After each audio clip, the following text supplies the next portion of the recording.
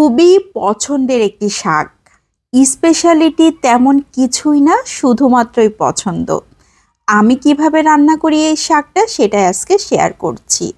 প্রথমে একটা রান্নার প্যান নিয়ে নিয়েছি, সেখানে শাকগুলোকে নিয়ে নিচ্ছি। এটা হচ্ছে মিষ্টি কুমড়ার শাক। শাকগুলোকে আমি খুব ভালো করে বেছে তারপর ধুয়ে নিয়েছি, ছোট ছোট টুকরা করে কেটে নিয়েছি।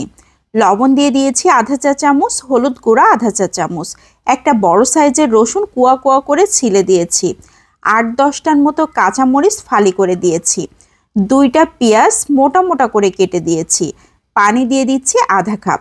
এখন ঢাকনা দিয়ে ঢেকে রান্না করে নিব 5 থেকে 6 মিনিট।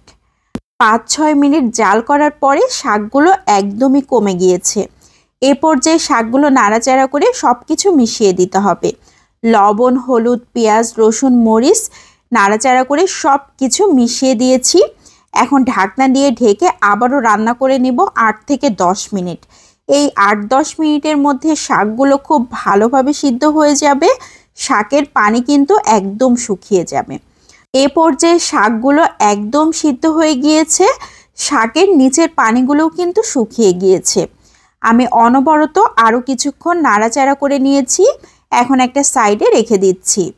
এ পর্যায়ে রান্নার প্যানে 4 টেবিল চামচের মতো সয়াবিন তেল দিয়ে দিচ্ছি। শাকে কিন্তু তেলটা একটু বেশি পরিমাণ দিতে হয়, এজন্য আমি 4 টেবিল চামচের মতো ব্যবহার করেছি। 3-4টার মতো শুকনা মরিচ ছোট ছোট টুকরা করে কেটে দিয়েছি, আধা চা চামচ গোটা জিরা দিয়ে দিয়েছি। জিরাগুলো যখন ফুটতে শুরু হয়েছে সে পর্যায়ে 1 টেবিল চামচ রসুন কুচি, 1 টেবিল চামচ পেঁয়াজ কুচি দিয়ে দিয়েছি। খুব ভালো করে ভেজে নিচ্ছি একদম মুচমুচে করে। এ পর্যায়ে দিয়ে দিচ্ছি সেই সিদ্ধ করে রাখা শাকগুলোকে। শাকগুলো দিয়ে অনবরত নাড়াচাড়া করতে হবে।